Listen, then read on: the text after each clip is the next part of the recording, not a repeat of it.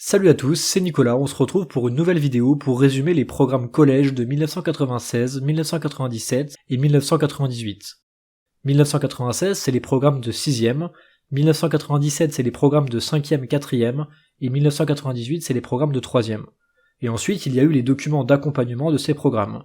Si on enlève les documents d'accompagnement, ces programmes sont très courts et on pourrait donc se demander pourquoi ces textes officiels prennent d'un coup le nom de programme alors qu'auparavant on parlait simplement d'instructions officielles. Mais si on ajoute les documents d'accompagnement, on remarque que ces programmes font plus de 200 pages et qu'ils sont extrêmement détaillés. On comprend alors la rupture avec les textes de 1985, 1986, 1987 qu'on appelait instructions officielles et qui faisaient seulement quelques pages. On comprend donc le terme de programme pour ces textes officiels, et il faut remonter à la méthode française de 1925 pour retrouver des textes officiels aussi denses. Depuis la charte des programmes de 1992, les programmes des disciplines scolaires doivent être centrés sur la notion de compétences. Ces programmes EPS comprennent 3 finalités, 3 types de compétences et 8 groupes d'activités. Les 3 finalités sont les suivantes: développer les capacités nécessaires aux conduites motrices, l'acquisition des compétences et des connaissances relatives aux APSA, et l'accès aux connaissances relatives à l'organisation et à l'entretien de la vie physique. Les 3 types de compétences sont les suivantes: des compétences spécifiques, des compétences propres et des compétences générales. Les compétences spécifiques sont particulières à une APSA donnée, les compétences propres sont particulières à un groupe d'APSA, et les compétences générales concernent toutes les APSA. Les 8 groupes d'activités sont les suivants: les activités athlétiques, aquatiques, gymniques, artistiques, de combat, duel, de coopération et d'opposition, et les APPN. Ce qui est très important de comprendre, c'est que ces programmes imposent l'expérience par les élèves dans chacun de ces 8 groupes d'activités. Je rappelle qu'avec les IO de 1985, c'était seulement 4 groupes d'activités sur 7. Cette directive va être le pas en avant qui va déclencher la diversification réelle et progressive des pratiques réelles. On peut d'ailleurs le voir dans ce tableau.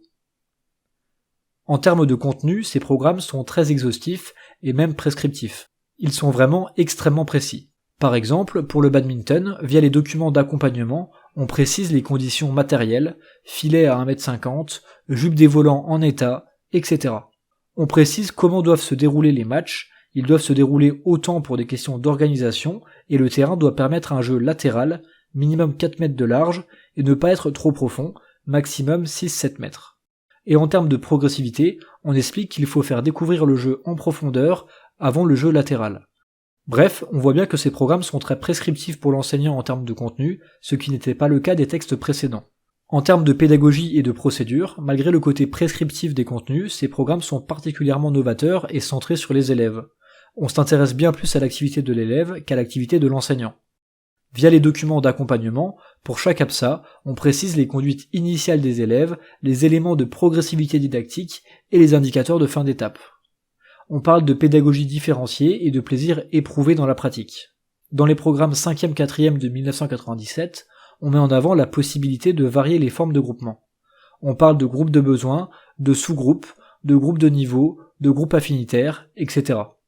Par ailleurs, on privilégie les situations globales plutôt que les situations décontextualisées, même s'il y a quelques exceptions, notamment en saut en longueur. Activité dans laquelle on conseille de ne pas faire trop de pratiques en conditions réelles et à vitesse maximum, pour des raisons de fatigue et de sécurité. Dans cette activité, on privilégiera les situations à vitesse réduite et avec élan réduit. On peut également ajouter que contrairement aux IO de 85, ces programmes de 1996, 1997 et 1998 parlent explicitement de citoyenneté et d'éducation à la citoyenneté.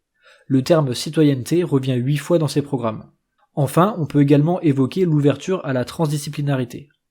Dans les programmes de 3e de 1998, on explique qu'en EPS, l'élève peut concrétiser, mettre à l'épreuve et anticiper des connaissances relatives à la maîtrise de la langue, au SVT, aux sciences physiques, à l'art plastique et même à l'éducation musicale via les activités physiques, artistiques notamment. Cette vidéo arrive à son terme, j'espère qu'elle vous a plu et je vous dis à bientôt pour une prochaine vidéo.